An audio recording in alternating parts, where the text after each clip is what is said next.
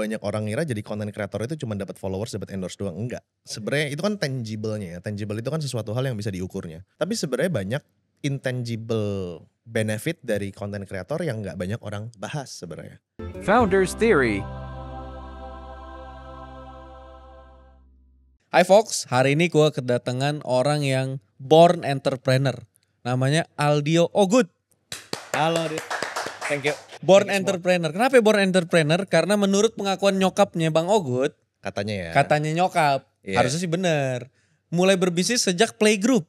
Bukan bisnis kali ya, transaksi pertama lah. Iya jangan transaksi, ntar nih arahnya bisa berbahaya ini. Tapi pertama kali mulai dagang gitu ya, jualan. Iya. Itu dari playgroup. Bahkan Bang Ogutnya kagak inget. Gue gak ingat sih. Nyokap yang inget. Nyokap gue yang ingat. Ceritanya bagaimana Bang? Kalau pertama kali dagang yang gue inget tuh waktu kelas 2 SD ya. Tapi mulai dari si playgroup dulu. Si playgroup tuh kata nyokap gue ini berdasarkan nyokap gue ya. Jadi kalau salah ya salahin nyokap gue gitu ya. Kalau salah ya kan. Katanya dulu tuh dia zaman kelereng ya. Kalau di Tangerang Selatan kan ngomongnya gundu. Gundu kan. Gundu itu kan dijual kayak satu plastik isi 5. Itu 1.000 waktu zaman gue. Gue lahiran tahun 93 ya.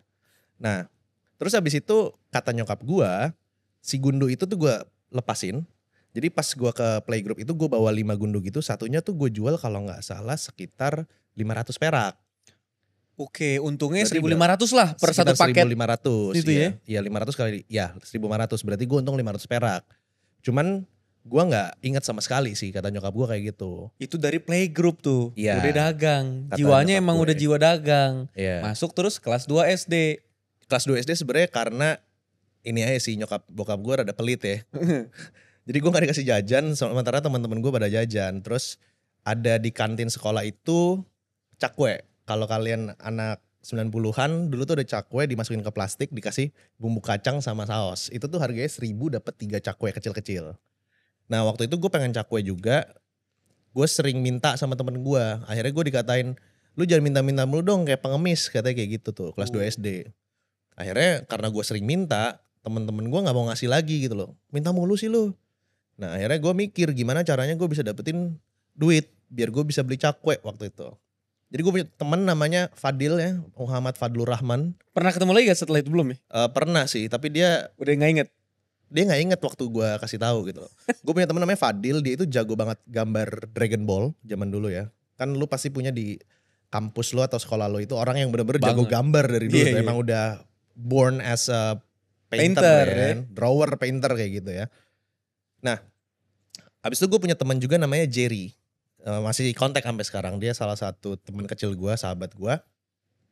Jerry ini suka Dragon Ball. Ya kan? Dan kebetulan dia anaknya pramugara. Ada duit jajan lah. Ada duit jajan. Akhirnya gue suatu hari gue minta Fadil untuk gambarin Son Goku sama Son Gohan. Nah yaudah gue digambarin 2. Dia bilang besok ya.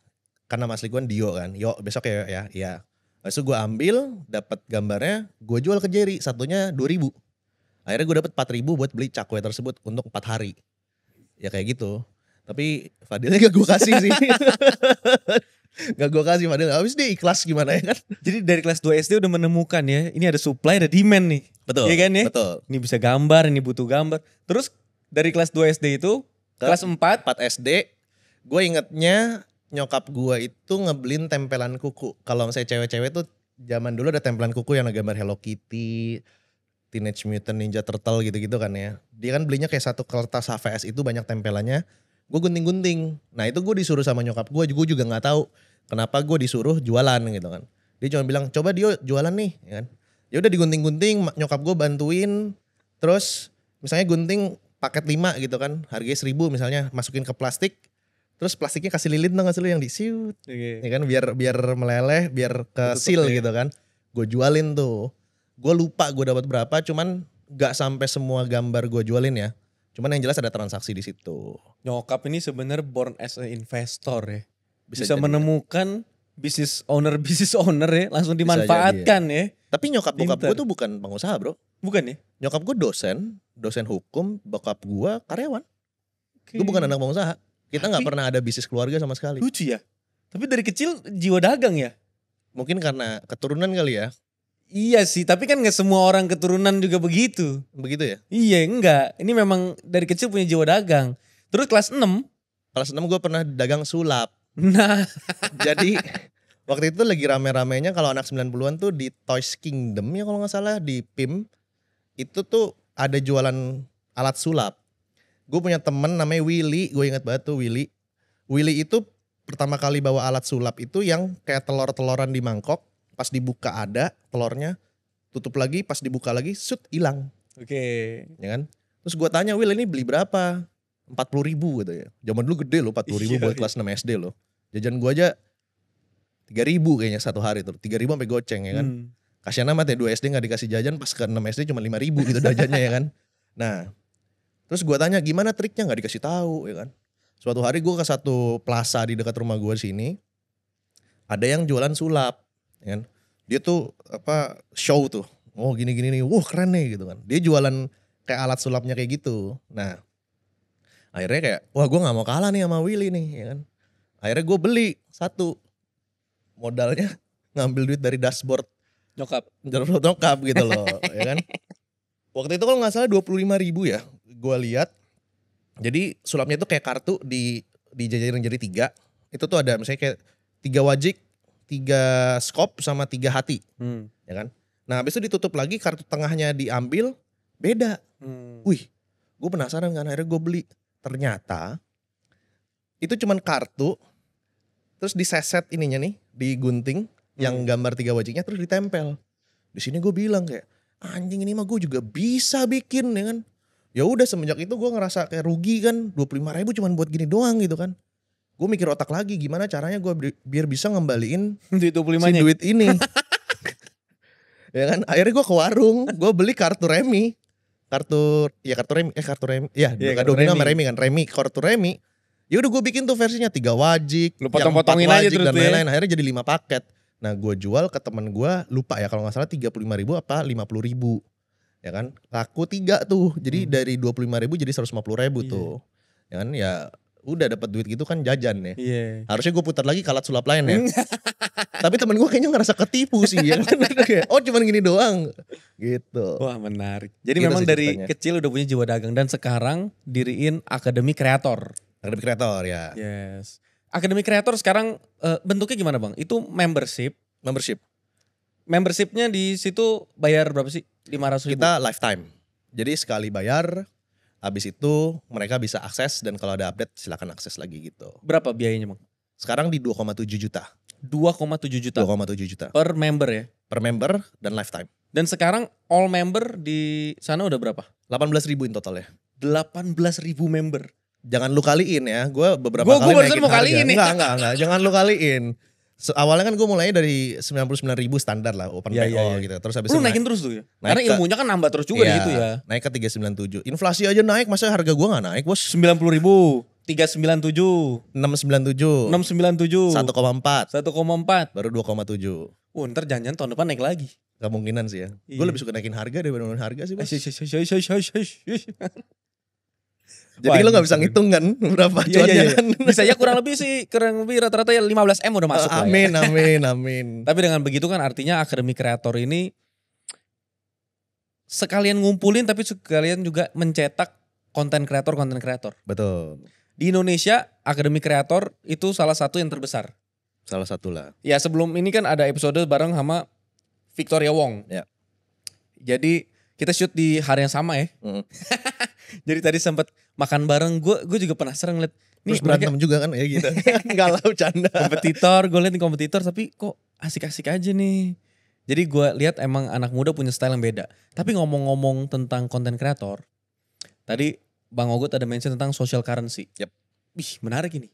Biasanya nih Bang. Gue kalau yang gue bahas sama Vicky lebih ke kreator ekonomi. Yep. Kreator ekonomi itu lebih ke gimana kalau misalnya kita punya follower dimonetize jadi duit. Kan gak cuman lewat endorse. Yep. Bisa jadi lewat banyak cara. Nah kalau begitu kejadiannya nanti penguasa ekonomi bukan lagi pebisnis. Tapi konten kreator. Oke. Nah tapi Bang Ogut tadi mention social currency. Apa tuh social currency Bang? Oke. Social currency itu sebenarnya adalah kayak kan currency itu mata uang ya. Atau something yang bisa kita tukarkan untuk something. Karena kan currency is kita store value kita. Ya kan? Kalau kita uang ya, kita kan satu sumber yang nggak bisa kita recycle itu kan adalah time sama energi. Satu sumber yang nggak bisa balik lagi gitu ya. Yes, time sama energi, Duit sama ya kan? tenaga. Betul. Waktu sama tenaga. Betul sekali. Oke. Nah makanya kita harus hati-hati dalam apa store of energy kita yang kita pilih untuk mensetor hasil dari input proses output yang kita punya resource-nya. Ini bahasanya nih, ini ini gue harus kasih disclaimer dulu nih sebelum lanjut ke situ nggak bisa nih. Yeah. S1 lulus tahun umur 19. Ya kan? Umur 22 punya 3 magister. Enggak, 2 SE, sarjana ekonomi, sarjana hukum sama master business administration. Gila. Sarjana ekonomi lu ambil di mana, Bang? UPH. UPH sarjana ekonomi. Tapi bukan uang papa habis ya. Bukan. Untung papi hemat. Di sini ya kita udah ngundang orang UPH udah banyak banget seriusan. Iya. Jadi sarjana ekonomi UPH, terus sarjana hukum. Sarjana hukum gue ngambil kelas karyawan di Sekolah Tinggi Ilmu Hukum. Oke, terus tadi magister Master Business Administration dari SBM ITB. SBM ITB. Aduh, Ya, ini orang umur ngira- 22 tuh ya, umur 22 tuh gelarnya begitu ya. Jadi kalau gelar panjangnya jadi gimana nih? Aldio Pramudia Gunadi SE SH MBA. Sadis. Jadi bahasanya kalau agak tinggi mohon dimaklumi ya. Gue coba Disederhanakan. sederhanain ya. Tapi yang tadi yang gue suka, ini gue diskusi gini Bang ya. Iya. Jadi maksudnya Bang adalah waktu dan tenaga itu lu nggak bisa balikin. Yes. Duit lu hilang masih bisa balik. Betul. Waktu tenaga nggak bisa. Jadi Betul. hati-hatilah memilih gimana lu nyalurin waktu dan tenaga lu. Betul. Oke, terus. Jadi kan let's say kita kerja ya. Kerja itu kan untuk ngasilin uang.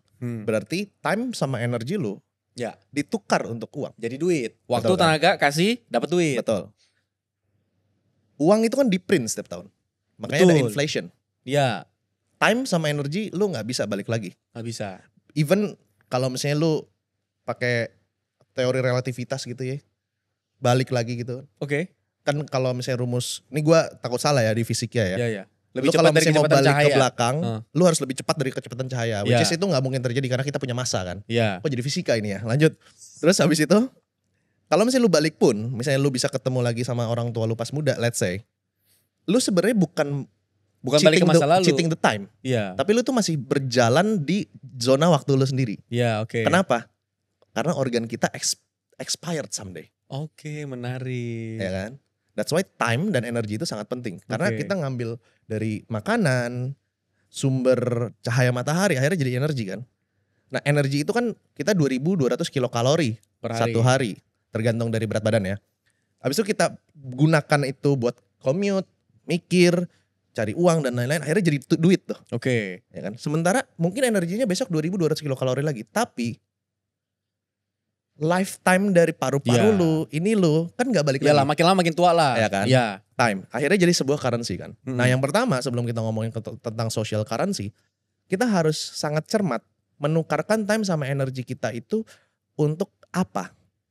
Kalau mau uang, ya kalau bisa lu berpikir gimana caranya dapetin uang yang banyak tanpa mengorbankan time sama energi lu yang banyak juga, Masuk akal. gitu kan. Nah itu esensi dari currency kan. Nah sekarang kita ngomongin social currency. Untuk kita bertransaksi di luar, itu tidak melulu kita harus punya uang. Oke. Bang, sorry Bang. Ya. Gue potong sini dulu ya. Ya. Karena ada satu yang menarik adalah yang tadi Abang bilang, waktu dan tenaga jadi duit. Ya. Masalahnya kan 97% manusia Indonesia mungkin atau Ya. seluruh dunia Yes, sampai hidupnya selesai yes, kerjaannya buat dapat duit ngorbanin waktu dan tenaga. yes. Pas udah usia pensiun 60 70 duitnya juga kekumpulnya nggak terlalu banyak. Ya. Waktu dan tenaga udah habis. Ya. Duit pun udah nggak bisa di-spend gimana-gimana. Yes. Mereka kejebak di perlombaan tikus ya. Rat race ya berarti ya. Hah. Oke. Buat Bang Ogut sendiri gimana ngelihat si rat race ini nih? Orang kok bisa ngorbanin sesuatu yang nggak bakal balik lagi Oke. untuk sesuatu yang kalau hilang gampang baliknya duit. Kalau menurut gua rat race itu orang bisa terjebak di rat race karena 2 faktor. Ya dari analisa gue ya. Yang pertama adalah karena lack of knowledge. Karena untuk lu move, menukarkan waktu lu dengan uang ke tahap yang lebih tinggi, which is kayak service, product, atau lu jual information. Kayak kita gini kan jual information. Kita syuting sekali, AdSense jalan terus kan. Nah terus habis itu jualan uang, ya kan itu namanya, itu dari Naval Ravikant kalau misalnya lu nonton. Jualan lihat di Twitter, uang ya. Ada paling topnya adalah Iya. jualan uang. Duit jadi duit. Yes. Nah itu namanya triangle of value, ya kan. Nah mereka nggak tahu apa cara untuk hasilin uang selain dari kerja. Oke, mereka Lack nggak of nemu knowledge. cara nyariin duit selain nuker waktu dan tenaga. Yes. Nah, emang knowledge-nya harus kayak apa tuh supaya bisa tahu? Oke. Pertama mereka harus tahu dulu ada loh cara untuk hasilin uang selain kerja, ya kan? Nah, gue loncat dulu ke yang alasan kedua kenapa orang terjebak di rat race karena kondisi. Kondisi. Nah, contoh bokap gue kok masih di rat race kok sampai sekarang. Oke. Dia masih kerja kantoran kok, gitu Oke. kan. Nah, kalau misalnya yang pertama, solusinya adalah knowledge. Lo harus belajar. Nanti gue akan bahas tentang ini. Kalau yang kedua, let's say kalau lu ditinggalin hutang sama bokap lu, nyokap lu, itu kan udah kondisi ya. Nggak mungkin lu nggak kerja kantoran untuk ngasih perut. Gue juga nggak campaignin kayak lu cabut kantor dari sekarang, enggak. Realistis aja gitu loh. Ya, at least lu punya target generasi selanjut lu jangan di rat race. Gitu. Kayak bokap gue menargetkan gue nggak di rat race gitu loh. Iya. Ya dia tetap kerja kantoran, nggak jadi pengusaha. Gue nggak punya yang dividen setiap bulan setiap tahun dikasih, nggak ada gaji dari orang tua yang punya perusahaan tiap bulan dikasih, nggak ada sama sekali. Tapi bokap gue at least berikan gue makan 3 kali sehari, ada tempat tinggal gue bisa nebeng sama dia, jadi gue bisa berkarya hal lain gitu loh. Oke. Jadi kalau misalnya di generasi lu nggak dapet ya, at least lu bisa bikin wealth generation gitu loh. Nah, terus gue coba balik lagi biar lebih terstruktur ya. Ke tentang gimana atau knowledge apa yang harus dipelajarin biar dia nggak keluar dari rat race. Pertama yang lo harus sadarin adalah untuk dapetin currency atau si uang tersebut kan harus ada exchange Yang ditukar. Iya. proses transaksi, ya kan? Let's say kalau misalnya gue jualan air ini ke lo, Dit, gue nggak mau dong ngasih lo ini cuma-cuma, lo harus kasih gue something. Iya. Nah kasih something itu kan nggak melulu tentang uang kan? Lo bisa aja gue kasih air tapi lo pijitin punggung gue, Bisa. masih oke, gitu kan? Cuman di masyarakat umum yang menjadi alat tukarnya itu mostly adalah uang. Iya. Nah artinya apa? Artinya lu harus cari tahu apa yang bisa lu tukar untuk dapetin uang selain time. Nah ada hierarkinya nih. Lanjutin gak nih? Lanjutin. Gue suka nih. Oke. Yang pertama adalah time sama energi. Oke. Itu standar kalau lu kerja. Oke. Yang kedua adalah service. Oke. Service itu artinya jasa. Tapi masih pakai time Masih dan time. energi. Tapi gak ada caloknya. Oke. Kalau lu kerja di Oke, perusahaan gue ada sederhanain pakai bahasa gue nih Bang ya. Iya. Kalau gue kerja di perusahaan, gue kasih waktu dan tenaga gue buat perusahaan. Perusahaan itu yang nukerin jadi duit. Yes. Jadi gue kepotong pasti biaya. Yes. Itu disebutnya apalah ya, misalkan employed. Ya. Tapi kalau di atasnya service berarti self-employed. Yes. Berarti gue nukerin duit dan nukerin tenaga dan waktu gue sendiri langsung ke konsumen. Yang mana gue mungkin dapetnya jadi lebih gede karena gue Betul. self-employed. Oke. Simpelnya gue kasih contoh biar lebih ngerti lagi. Lu tukang pijat gitu. Oke. Pijat bener. Kan? Pijat refleksi bener lah ya. Bener. Let's say lu masuk ke refleksi. Ya. Ya kan refleksi. Lu pijitin kaki orang gitu. Dapat gaji. Lu gaji bulanan Ya. plus komisi. kecil-kecil sama tips gitu lah. Let's say 10%. Ya. Pertanyaan gue kalau misalnya lu bisa dapetin si orangnya langsung pijit sama lu. Gak usah lewat Lebih gede. tukang pijitnya. Lebih gede dong. Nah Ya. itu perbedaan antara lu kerja yang time sama energi dan service. Oke. Kayak gitu. Jadi service memang masih belum lepas dari time. Tapi time lu dibayar jauh lebih mahal. Oke, menarik. Ini yang Kayak gue gitu suka kan. nih. Oke. Ya. Karena bakal nyambung banget ke social currency nanti. Oke. Gak nyesel kan undang gue ya? Jadi yuk gak pernah mungkin lah. Muda kan cuma sekali Bang. Anjay. Oke. Nah selanjutnya dari service itu ke produk. Oke. Contoh kayak misalnya lu jual air. Kalau misalnya kita service, misalnya kita pijat gitu ya. Lu pasti mikir kan sejam berapa, 2 jam berapa. Iya. Mau suihatsu kah, tradisional kah, atau refleksi doang kan. Masih ada unsur time ya. Iya. Tapi pada saat lu beli air, apa lu peduli? Ini air dibuatnya berapa jam? Iya. Kalau dibuatnya cuma 2 jam, saya mau belinya cuma segini deh. Kalau dibelinya 3 jam, saya mau belinya cuma segini deh. Jadi scalable banget tuh. Yes. Kalau misalnya lu punya ilmu gaib gitu ya. Air ini lu punya perusahaan air, lu dengan tiba-tiba jadi 1000 air. Iya. Ini kan berarti 1 detik, tek 1000 air. Lu jualnya harga 1000, berarti harga 1 detik lu berapa duit? Iya, jadi ilmu gaib itu namanya manufaktur lah begitu ya. Yes. Tapi dengan begitu, tadinya yang dia masih menjual waktu dan tenaga, sekarang dia mungkin mulai di tahap bisnis, small business ataupun bisnis gede, dia mulai mempekerjakan waktu dan tenaga orang lain. Betul. Jadi awal pertama step 1, waktu dan tenaga gua kasih ke orang lain jadiin duit. Betul. Level kedua itu Waktu lu service, langsung direct, ya kan? Gua nggak pakai calo, langsung gua kasih. Jadi lebih tinggi marginnya. Yes. Terus sekarang mulai jadi pebisnis nih, Yes. ngeliatin waktu dan tenaga orang lain, gua maksimalin jadi duit. Gua jadi caloknya, Betul. waktu dan tenaga orang lain. Itulah produk Betul. sebenarnya ya. Betul. Oke. Dan kalau produk ini Kalau lu mau jual lebih banyak, kalau lu kerja deh, lu kerja 9 to 5, lu mau lebih banyak dapat uang, lu kerja di perusahaan udah 9 to 10 mungkin. Iya. 9 to 10 atau 9 to 12 gitu Lembur kan. terus. Kan gak bisa, Gak bisa. ya kan. Tapi kalau ini kan lu tinggal tambah rak, Yes. tambah karyawan. Betul. Jadi kalau orang bilang scalability-nya tuh jadi lebih Yes. mantep ke atas gitu loh. Disebut pebisnis kalau udah bisa punya produk ini. Yes. Oke. Oke. Terus di atas produk? Information. Oh, di atas produk itu information. Yes. Jadi sebenarnya itu adalah seperti kayak produk. Lu sering gak sih ngeliat kayak film-film mafia gitu? Orang berani bayar mahal gara-gara information. Oh iya benar. Sekarang cost of information apa sih? Oh, intelligence ya. Yes. Kecerdasan. Yes. Sekarang kita bandingin misalnya lu jualan information kayak, let's say lu jualan kelas atau lu jualan ebook. Kalau misalnya gue jualan air, pada saat gue mau naikin, berarti gue harus tambah mesin. Iya. Tambah rak lagi. Ya. Tambah Tambah mobil karyawan, pengiriman, karyawan dan lain-lain. Luasin ini. Kalau information? Information kayak YouTube kayak gini, Nggak ada. lu tinggal copy paste. Iya. Kayak lu Mirroring. Yes, lu jualan kayak jualan MP3 lagu Sheila on Seven kayak zaman dulu tuh. Jadi, Enak ya kalau jual information atau data ya. Ini termasuk software as a service ya. Kayak lu pakai Shopify dan lain-lain.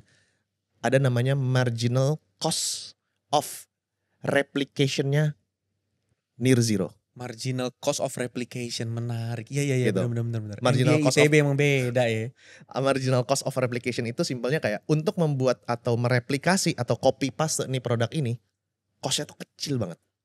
Iya, bahasa Betawinya mungkin kayak lu jual satu sama lu jual dua modal sama, untung tapi beda. Betul, Jadi kalau lu bisa jual lebih banyak kenapa enggak? betul. Tapi di dunia information, nah ini nanti kan bakal loncat ke social currency, jembatannya information nih nanti Betul. nih ya. Tapi salah satu contoh information adalah lu bikin bisnis media begini. Yes, Ngajar, kelas dan Yes. segala macam. Oke, tapi di atas information Bang. Yang tadi duit itu. money. Jualan uang. Duit jadi duit. Contohnya itu kayak Andrew Holywing ya.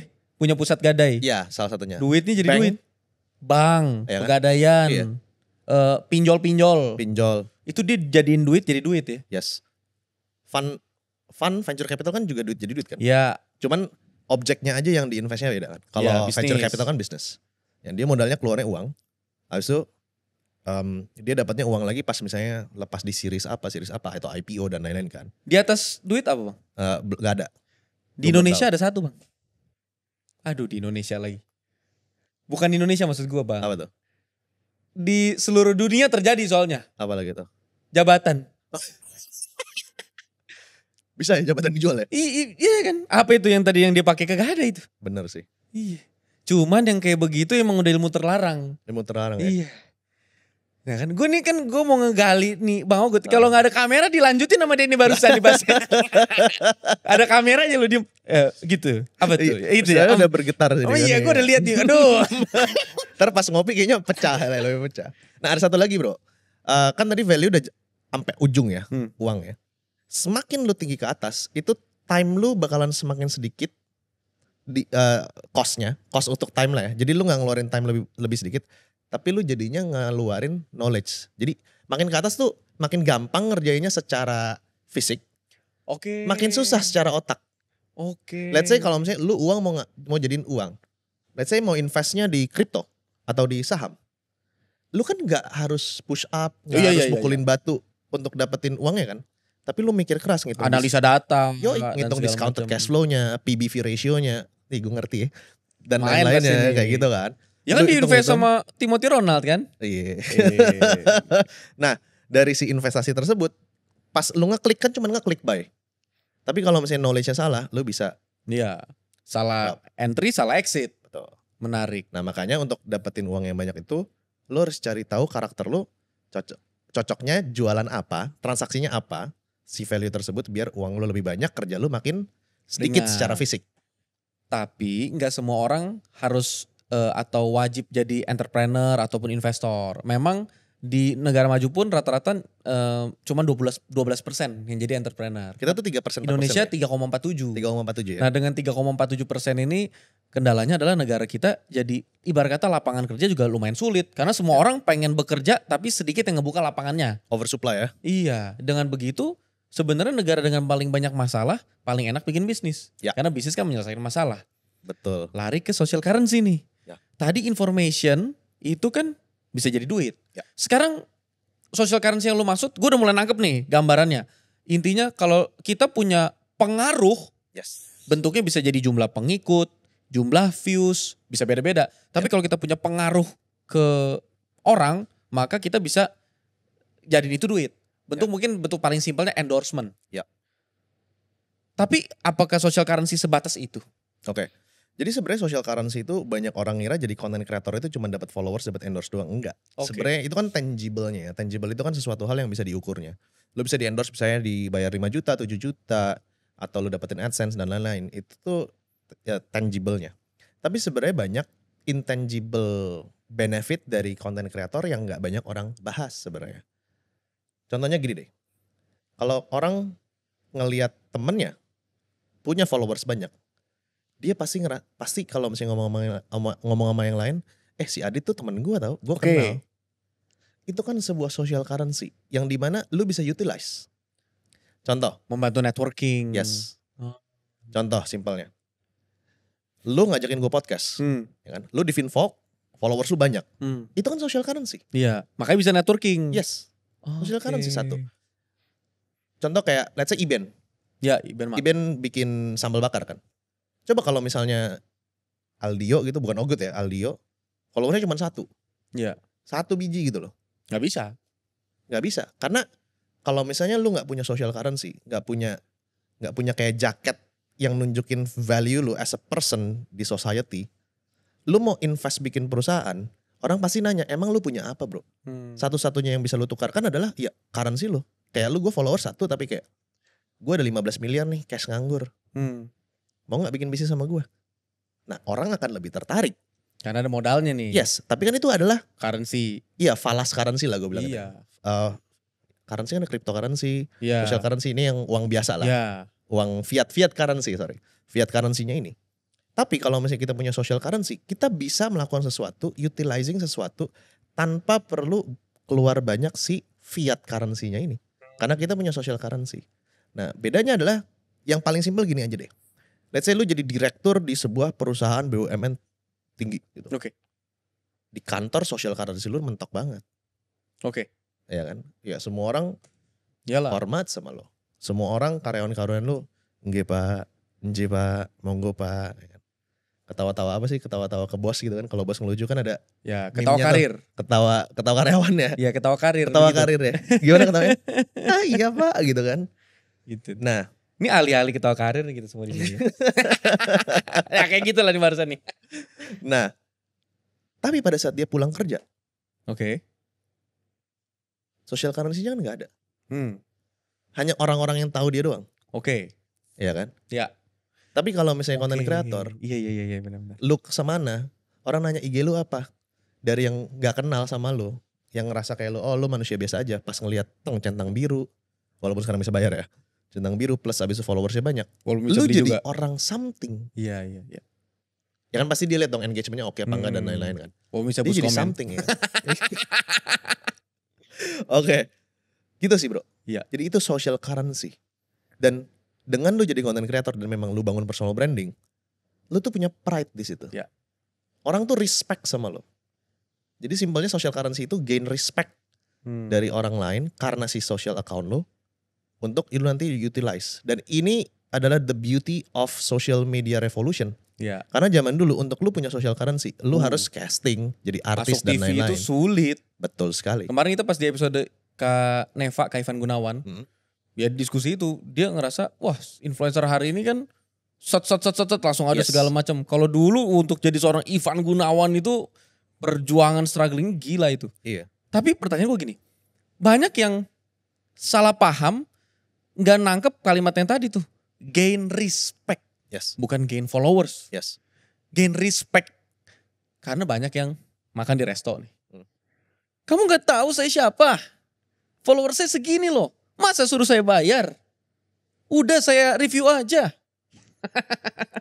Nah kan, Kasian amat bayar makan doang gak sanggup bro. Ya kan kayak gitu. itu faktanya kan begitu ya. Iya. Jadi memang ya dari situ gain respect itu penting. Masalahnya adalah, ini gue mulai lebih dalam nih bang. Akademi kreator bukan satu-satunya. Salah satu yang terbesar betul. Di Indonesia mungkin bahkan Asia Tenggara. Tapi bukan satu-satunya.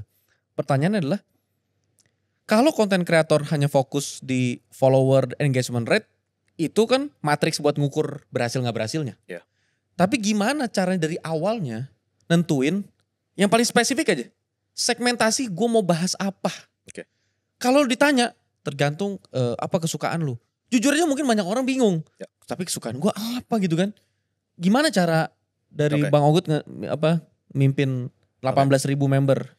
Jadi di Akademi Kreator itu gue kasih tahu tujuan akhirnya itu sebenarnya bangun personal branding, bukan cuman followers tok.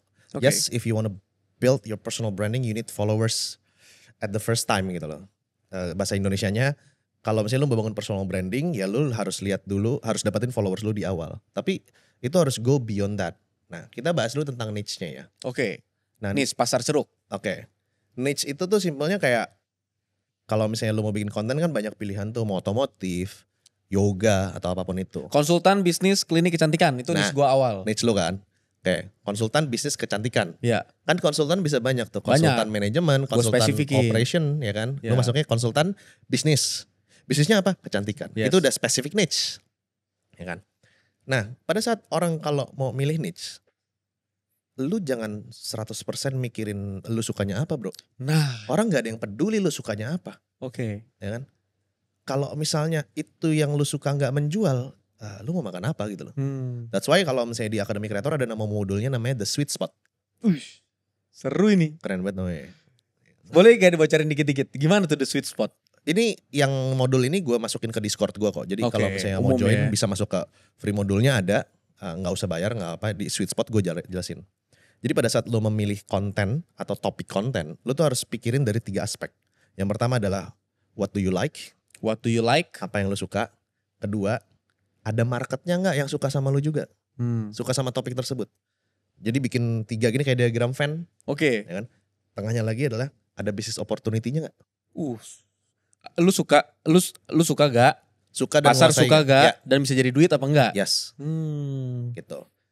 Jadi kalau di akademi gue selalu bilang, ini lu terserah. Lu mau mulai dari yang lu suka dulu, tapi lu harus pastiin, lu riset marketnya ada nggak yang suka topik kayak lu juga, dan lihat yang sudah mereka monetize-nya kemana, gitu. Karena dengan lu punya uang dan monetize dari situ, untuk lu reinvest ke personal branding lu itu lebih enak. Beli ginian kan pakai duit, Pak. Ya. Ya kan? Kamera nih 10 bit semua, S-series semua kan pakai duit kan. Gimana mau reinvest kalau misalnya cuma dapetinnya followers doang. Benar. Ya kan? Atau kedua dengan caranya adalah lu mulai dari market dulu. Market itu sukanya apa? Kalau misalnya ada yang lu kuasain walaupun belum dalam, lu boleh bikin konten tersebut selama disiplin ilmunya bukan kayak yang dokter nyuntik, Oh iya. lawyer dan lain-lain. Kalau kayak gitu lu harus sertifikasi pastinya kan. Nah, baru lihat big opportunity-nya. Dan orang banyak bilang, "Bang, gue ngelihat ada niche ini marketnya potensinya bagus, tapi gue nggak menguasai." Selama itu ilmunya bukan disiplin ilmu yang tadi, lu kan bisa pelajarin terus. Ya. Karena you don't need to be a professor untuk bikin konten. Lu cukup one chapter ahead doang daripada mayoritas orang. Ya. Begitu. Nah, dan perjalanan itu, Bro, nggak cuman berhenti sampai followers banyak juga. Karena lu harus bangun personal brand. Ujungnya lu punya brand equity.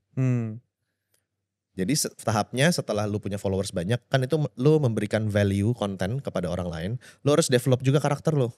Biar orang tuh gak gampang lupa sama lo. Ya. Itulah kenapa gue selalu pakai beginian nih Bang. Ini salah satu untuk visualnya. Betul. Iya. Karakter itu semua. Dari cara pembawaan lu. Intonasi. Setup gini semua. Ya kan. Kalau misalnya setupnya sini kita kasihnya misalnya isinya botol alkohol gitu kan. Ya. Pasti persepsi orang beda. Ya kan? Semuanya dibikin. Dandanan lu. Apakah lu perlu pamer mobil atau enggak. Kan tergantung dari value-nya. Kayak gitu kan. Karakter. Baru selanjutnya story. Nah ini orang banyak yang suka lupa ngeceritain story-nya dia. Kita banyak tahu kok ceritanya tentang si siapa namanya? Si Dewa Eka misalnya kayak gitu kan. Selalu diceritain yang dulunya sakit dan lain-lain. Itu harus dikasih tahu juga. Sama terakhirnya one single message. One single message. Ya. Lu tuh bersosmed di sini tuh message yang lu kasih ke audiens lu tuh apa? Harus sangat spesifik karena one single message. Yes. Kalau terlalu banyak pesan soalnya orang juga suka betul bingung. Contoh kayak Apple. Message-nya kan simple, think different. Dan itu message-nya dia. Nah, lu punya apa enggak? Nah, kebanyakan orang enggak punya, cuman ya followers banyak doang gitu loh. Alhasil game-nya mereka cuma di content creator. Karena game content creator tuh ada panjang. Yang pertama dari nobody jadi content creator, dari content creator jadi key opinion leaders.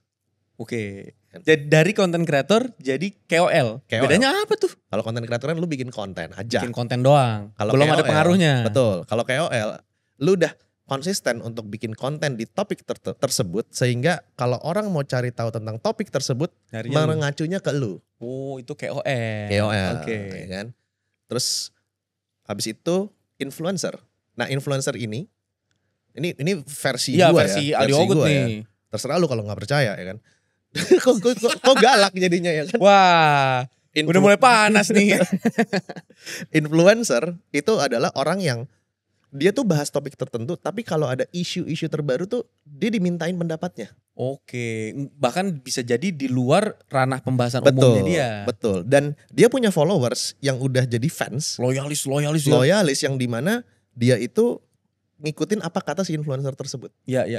Itulah Setuju. influencer. Nextnya adalah public figure. Gue minum dulu dah. Iya. Seru ini. Sebentar bang ya.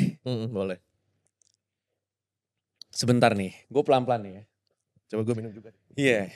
Katanya bisa fokus katanya. Gue gak tahu ini gak ada brandnya sih. Gue sengaja gak tunjulin brandnya. Cuman katanya Yakin minum dong. tuh bisa bikin fokus. Merek apapun ya. Iya. Minum merek apapun bisa bikin fokus. Gue ulangin nih ya. Awalnya lu nobody. Lu bikin konten spesifik, lu jadi content creator. Lu punya pengaruh luas, lu jadi influencer. Ya. Tapi kalau lu konsisten terus jadi influencer, lu jadi public figure. Apa bedanya public figure nih? KOL Versi dulu kan Aldi tadi. Ogut nih ya. KOL influencer. Oh iya KOL. Ya. Content creator, KOL, influencer. Oke. Influencer, public figure. Public figure itu artinya media udah nyari lu buat jadi headline berita. Intinya gitu aja. Oh Aldi Ogut dong nih. Belum. Info, media. Media. Nyari Bang Ogut gak? Ya. Terima kasih ya. Terima kasih ya. Mantap. Bagus ini. Saya sih belum merasain public figure sih. Public figure. Karena kalau ngomongin orang pengen jadi content creator, belajar di mana? Pasti salah satunya top of mind-nya pasti nyarinya mudah cuman sekali Aldi Ogut. Oke. Ya gak? Tapi itu masih jatuhnya KOL loh. Karena kan si begitu? topnya content creator ya udah Aldi Ogut misalnya gitu. Oke. Nah, Kan orang nyari kopi 80.000 juga sekarang nyari Aldi Ogut. Enggak dong. Itu Timothy dong. Kan ya. udah barengan sekarang. Iya tapi kan beda. Timothy sama gue beda. Karakternya beda juga kan. Oke. Nah gitu. Gue jujur aja berarti kalau gitu gue masih belum paham. Public figure itu kan kalau dicari kan tetap tergantung expertise. Kan bedanya apa sama si influencer yang followersnya udah banyak. Itu kan gak semuanya itu media kalau misalnya dia ada sesuatu, kasus dan lain-lain kan ngeliput. Oh ibaratnya gini ya. Kalau misalnya ada lagi satu kasus tertentu. Influencer dicari itu influencer. Yes. Tapi mungkin kalau public figure dia ngapain pun pasti udah jadi media tuh. Yes. Udah jadi pemberitaan maksudnya. Yes. Jadi dia gak perlu dicari Betul. ketika ada kasus ya. Betul. Dia bikin kasus. Bisa jadi. Bang Hotman Paris mungkin salah satu udah public figure tuh ya. Bang Hotman Paris public Udah figure, jelas fix. public figure tuh ya. Contoh kayak Dr. Richard kemarin yang ada apa tuh yang dibilang mukanya gak mulus tuh. Iya. Emang apa hubungannya? Itu kan Mukanya dia ya. ih, Karena dia udah jadi public figure. yes. Gue baru dapet lo ilmu yang begini. Lu bikin sendiri bang yang ini bang. Gua Versi lu sendiri nih. versi gue sendiri Iya. ya kan. Bukan lu baca dari buku mana kan. Karena gue aja pribadi belum pernah nemu Enggak. Itu dari pengalaman gue. level of influence ini kan artinya kan. Ngobrol sama beberapa teman, ya kan. Akhirnya dapat ide seperti ini Wih, seru. dan dapat masukan kayak gini. Menarik. Bisa salah, bisa Iya, salah. tapi kan namanya teori itu menurut gua ya ini kan namanya aja founders teori. Emang kita pengen ngegali teori-teorinya founders, Bang. Betul. Gitu. Jadi ini serunya. Bang Ogut, buat lu pribadi, karena gue udah mulai ngelihat ada tahapannya nih. Tapi kalau gue mau bilang tahapan yang paling sulit itu adalah ketika masih jadi nobody, mau jadi content creator.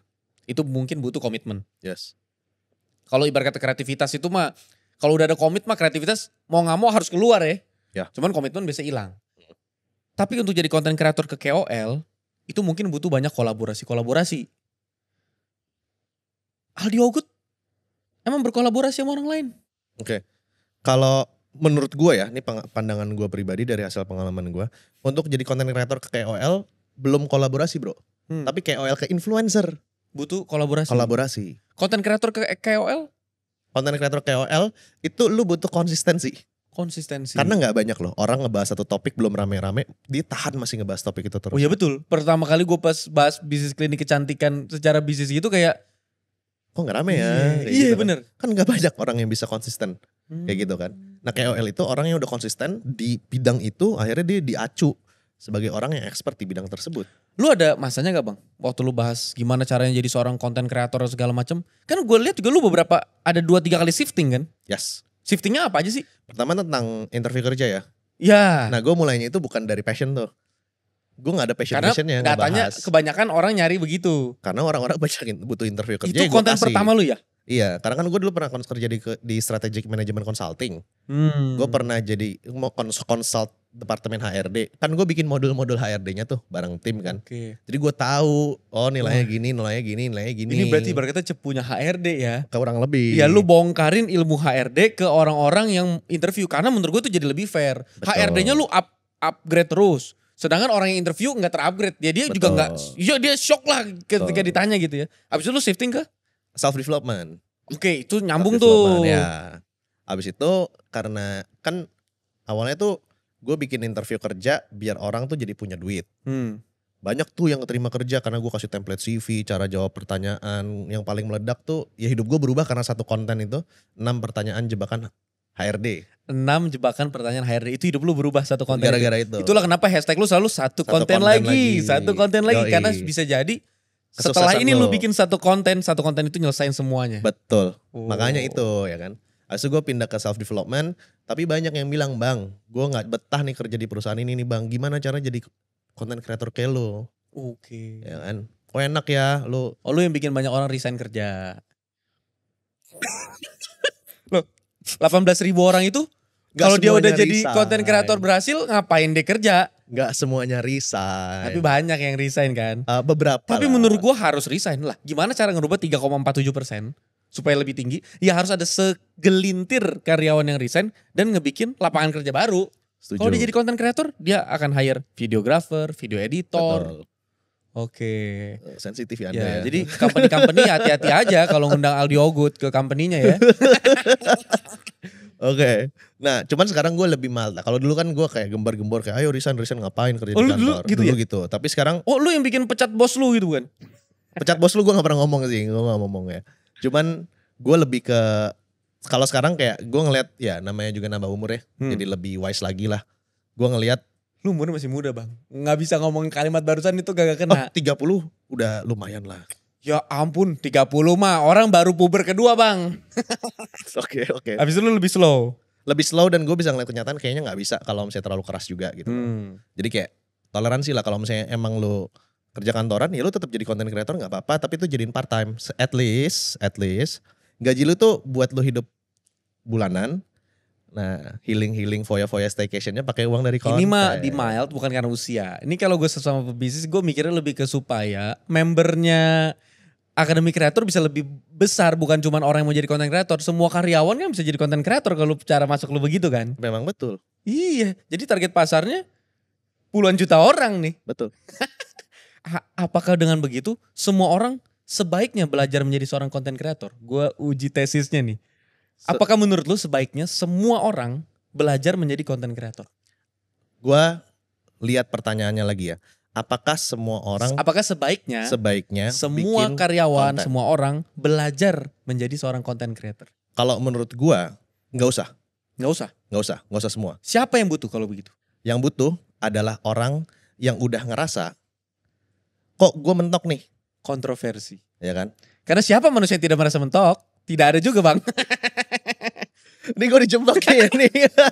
Seru Ini gue gak kasih brief sama sekali ya guys ya. Gak ada ini. Jadi kalau misalnya gue ya, ini gue kasih hipotesis gue ya. Ini hipotesis ya. Buat orang yang kerja atau orang yang let's say startnya itu dari garis yang tidak kekurangan lah. Kekurangan tuh maksudnya untuk yang dasarnya susah gitu loh. Ya yang bisa bayar 2,7 juta lah begitu juga Mostly salah gitu. satunya. Mostly gitu. Ya. Nah alasannya kenapa? Karena kalau misalnya orangnya sudah punya ada basis resource-nya, perutnya udah kenyang. Oke, menarik nih.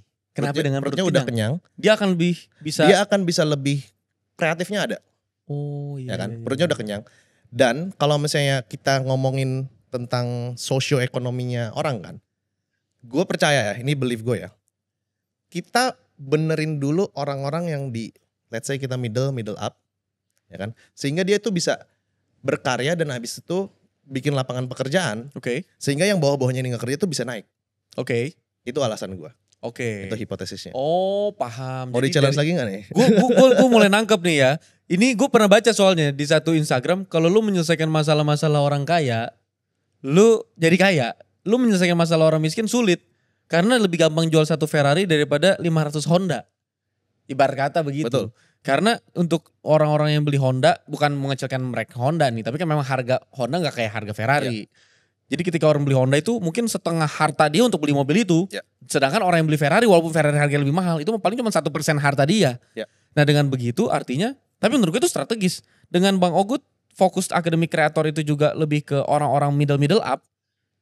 Mereka ini maju, mereka justru lebih cepat majuin yang di bawah.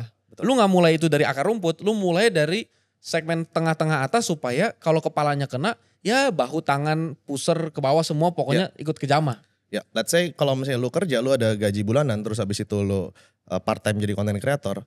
Let's say belum ada nih, lu masih punya napas. Betul. Karena jangka Lu panjang masih punya pasti. napas gitu loh. Butuh waktu berapa lama gitu kan? Itu realistis aja. Gue kan coba main di segmen yang low price, itu 3 tahun kan. Ya kan, akhirnya gue ngeliat kayak ternyata yang lebih banyak potensinya itu adalah orang-orang yang at least perutnya udah kenyang dulu. Oke. That's why makanya filtering laginya di situ. Karena kalau misalnya let's say kayak orang yang kerja gaji 7 juta let's say gitu. Misalnya dia bikin konten, kan? Dia dapatnya 3 juta, 4 juta.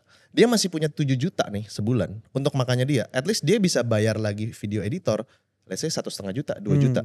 Artinya ada satu orang yang diselamatkan dari bawah ke atas ini nih. Iya. Dibanding kalau misalnya lu 0. Iya. Lu 0. Jangan-jangan dengan konten kreator aja dia malah bisa gak fokus ke kerjaannya ibarat kata gitu. Betul. Lu 0. Gimana lu bisa gaji orang lain? Pasti dia pas dapat duit, oh endorsean, gue makan dulu nih, perut gue kenyangin dulu nih. Gitu. Disuruh jadi content creator, dikasih kelas gratis aja belum tentu dibayar, ditonton videonya tuh. Itu banyak banget deh. Kalau misalnya ada orang bilang, lu kok ngasih ilmu kok gratis, bayar mahal lagi. Iyalah bayar lah, kan ilmu ya. Gue terus terang waktu pertama kali buka kelas, gue tuh kasih mungkin ada sekitar 15-20 akses ke teman-teman gue yang deket. Gratis. Ditonton gak? Sampai detik ini gue tanya, lu nonton gak kelas gue? Enggak.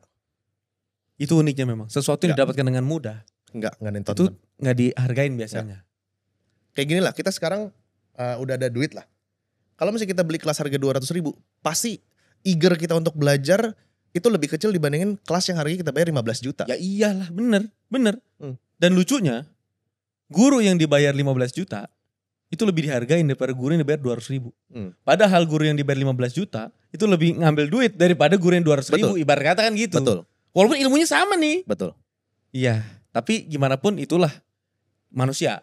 Dan satu lagi bro, gimana guru itu bisa dibayar 15 juta? Social currency kan.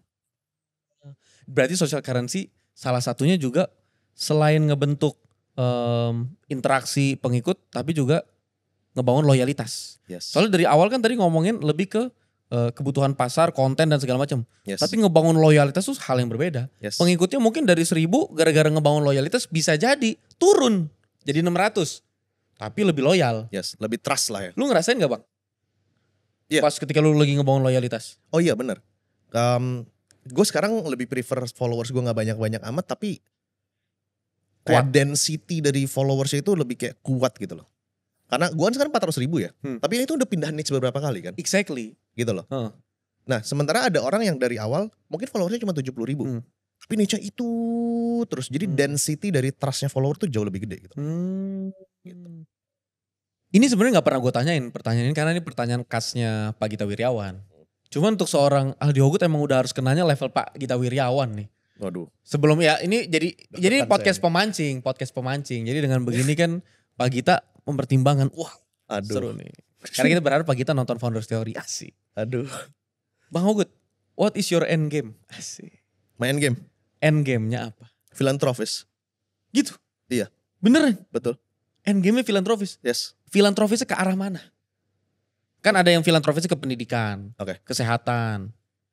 Kalau gue lebih ke kesejahteraan masyarakat, lebih ke gue muslim ya. Gue pengen masyarakat muslim juga di Indonesia tuh maju juga, gitu loh. Dan lebih ke educationnya juga. Filantropis untuk masyarakat, nih gue spesifikin aja ya. Ya. Kesejahteraan dan pendidikan masyarakat muslim. Simpelnya mimpi gue tuh, gue pengen bisa bikin bangun masjid tapi kayak beli gorengan gitu loh rasanya. It needs Amal money bro. jariah tuh ya. Ya, it needs money. Karena waktu gue mikir kayak sekarang, at the end kan kita mati ya. Kita mati, gue beragama, gue percaya akhirat juga. Terus gue mikir, ya the highest leverage apa yang bisa gue gunakan untuk nantinya gue bisa dapat eternal pahala yang dimana gue udah mati pun pahalanya tuh masuk terus ke gue gitu. Amal jariah itu ya. Iya, let's Yang say. kayak pahalanya MLM gitu ya. Yoi, let's say kayak kita bangun masjid gitu kan. Ya. Kita dapat pahala imam, pahala yang azannya, pahala yang makmumnya. Ya. Sementara kalau kita nggak ada masjid tersebut, kita nggak bisa dapetin pahala mereka kan. And buat bangun masjid, memang lu bisa pakai tenaga. Tapi kalau misalnya lu punya uangnya, lu nggak usah nunggu orang pada kerja gotong royong dulu untuk bikin masjid. Lu tinggal bayar, masjidnya jadi bro. Tapi kenapa kesejahteraan dan pendidikan larinya ke masjid? Kesejahteraan dan pendidikan kan. Itu salah satu tadi gue bilang. Salah satu Kalau kesejahteraan bentuknya. tuh kayak, let's say ada kekeringan, gue bisa ngalirin air, kayak gitu. Kalau pendidikan kayak gue bisa ngajarin orang untuk sekolah bisnis yang gratis kayak gitu. Yang penting dagang gitu loh. Ini kalau di agama gue namanya janji iman nih ya. Janji iman ya. Gue tanya begini nih. Ini janji iman baru yang sekarang mau gue tanya nih. Filantropis tuh kan ngomongin persentase yang bakal lu gelontorin juga. Janji iman seorang Aldio Ogut, janji iman tuh bahasanya apa ya kalau di muslim ya. Intinya lebih ke komitmen lu, nazar lu, komitmen lu itu. Nantinya sebagai filantropis itu berarti berapa persen dari kehidupan lu yang bakal lu arahin buat sosial? Belum mikir bro, soalnya duitnya belum banyak bro. Ada target usia gak? Target usia sih di umur 50 ya. Berarti lu punya 20 tahun lagi. 20 tahun lagi. Menurut lu, seorang Bang Ogut, puasnya 20 tahun lagi lu punya aset berapa triliun? Berapa miliar? Berapa angkanya yang lu rasa ini target gue, setelah itu baru gue layak jalanin filantropis. Berarti gue udah berhasil bisa ngebeli masjid kayak gorengan. Oke. Kecil lah gue, setengah T aja lah.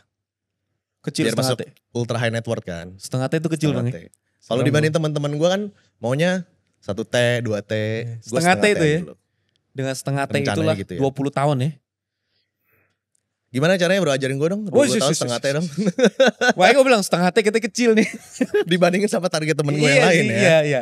Cuman ya jadi yang gue tangkap adalah seorang Aldio Ogut ini ternyata hatinya adalah hati filantropis. Filantropis ya. Hatinya. Nanti dalam waktu 20 tahun ini lu bakal fighting lewat Akademi Kreator dan berbagai unit bisnis lainnya. Dengan tujuan endgame lu untuk jadi seorang filantropis lebih ke menyejahterakan dan juga mendidik masyarakat muslim. Terutama di Indonesia ya. Ya, awalnya tuh gue kira gue gak filantropis bro. Tapi ngelihat paling parah sih gue ngeliat yang lagi di Gaza tuh ya. Oke. Aduh sakit banget gue ngeliat ada anak kecil kayak gitu tuh kayak. Gue bisa apa ini gitu loh. Kalau misalnya uangnya gak terbatas kayak ya bayar aja gitu loh.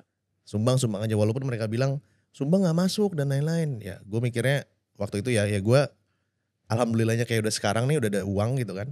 Gue punya suara juga di sosmed jadi gue bisa up. Jadi kayak yang lain sadar loh di sini ada loh. Kedua gue punya community, gue jadi bisa galang dana. Yang ketiga ada uang, ya gue juga sumbang ke situ. Iya. Habis itu tinggal disalurin. Dan enaknya kalau misalnya ke lembaga-lembaga kayak gitu karena gue centang biru dan followersnya banyak juga. Dia hati-hati pasti. Hati-hati dan gue DM pasti dibales. Oh iya. Jadi itu kan leverage yang gue punya setelah yang gue punya social gitu currency juga. Ada fiat currency yang gue punya juga kan. Iya. Gue combine tujuannya untuk sedekah kan kasarnya kayak gitu. Nah dan gue juga hidup juga standar-standar aja sih bro. Gak harus yang kayak mobil sport car gitu. Itu gue gak terlalu kepikiran ya. Tapi jet pribadi sih pengen sih. Buat bagiin sedekah kemana-mana. Bisa. Sebenarnya alasannya biar gak ngantri di airport sih. Tapi yang gue tangkap artinya adalah biasanya kan orang udah lu hidup kerja terus dagang terus bisnis terus duniawi lu. Ternyata justru gak juga tergantung motif lu apa kan. Paling enak dapetin pahala yang MLM kata lu tadi. Yang eternity yang compounded pahala gue bilangnya. Pakai uang bro. Iya. Leverage tertinggi kan tuh. Pakai uang. Kayak gitu bro. Gue ini closing statement ya. Gue nemu satu kalimat di buku. Bukunya itu kalau gak salah judulnya 99 Sesat Pikir. Oke. Dia bilang gini. Kalau saya menemukan ada seorang kaya raya. Terus datang ke satu tempat. Bantu bersihin sampah.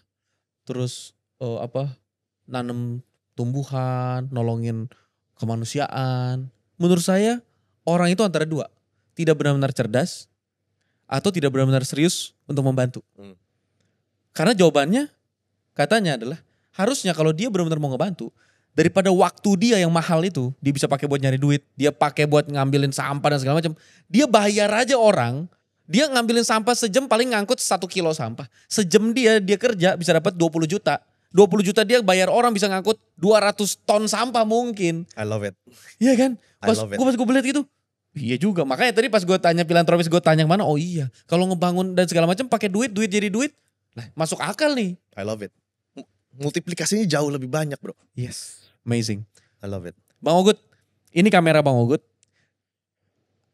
Kalau misalnya Bang Ogut ketemu sama orang-orang yang sekarang lagi di zona abu-abu nih. Antara gue jadi konten kreator apa enggak ya? Gue jadi konten kreator apa enggak? Tapi kan konten kreator udah terlalu banyak. Tapi kan pandemi udah lewat. Kan kemarin risingnya konten kreator pas pandemi. Yes. Gue jalan gak ya? Terus gue harus ngapain? Bang Ogut bakal kasih statement apa sih buat mereka? Cobain aja. Lu mau beli kelas gue gak beli kelas gue terserah lu. Cuman ini ada opportunity yang frictionnya atau untuk masuk ke dalam kreator ini tuh menjadi content creator itu modalnya sangat minim. Modal lu apa sih? Time dan energi. Oh tapi kan Bang Ogut bilang jangan jual time sama energi. Ya tapi kan time sama energi lu belum mahal nih sekarang. Bener sih. Ya kan? Lu jual aja dulu yang lu punya. Ya kan? Dan lu paling modal apa lagi? Time sama energi. Paling lu beli mikrofon yang 200 ribu ada, 100 ribu ada. Handphone ada. Nah jadi lu ibarat kata betting ya, bukan judi ya. Tapi kayak taruhan di awalnya tuh kecil. Tapi punya potensi yang dimana sky is the limit. Gue mulai pertama juga bukan kamera gue kok. Gue kameranya minjem. Gak ada mikrofon. Pakainya HP. Jadi 2. Jadi kayak 1, 2, 3. Tag. Kelihatan kan tuh sinyalnya baru disatuin tuh. Dulu gue belum tahu cara nge-sync di Adobe Premiere ya kan. Gue juga mulai kayak gitu, tiba-tiba sky is the limit kayak sekarang. Jadi lu ada di era yang namanya revolusi of social media dan internet. Dan disinilah dimana lu punya kesempatan yang namanya unlimited leverage dengan media ini. Jangan sampai kelewatan karena siapa tahu Tuhan udah nyediain rezeki lu di sini. Gitu. Yes. Dan jangan-jangan udah dititipin juga rezeki buat lebih banyak orang. Betul. Menarik. Bang Ogut, ini pertanyaan ultimate yang selalu gue tanyain ke semua narsum. Ya. Menurut Ogut, jadi ini teorinya Bang Ogut sendiri. Ya. What makes a founder? Ini pertanyaannya gak pernah gue pikirin sebelumnya sih.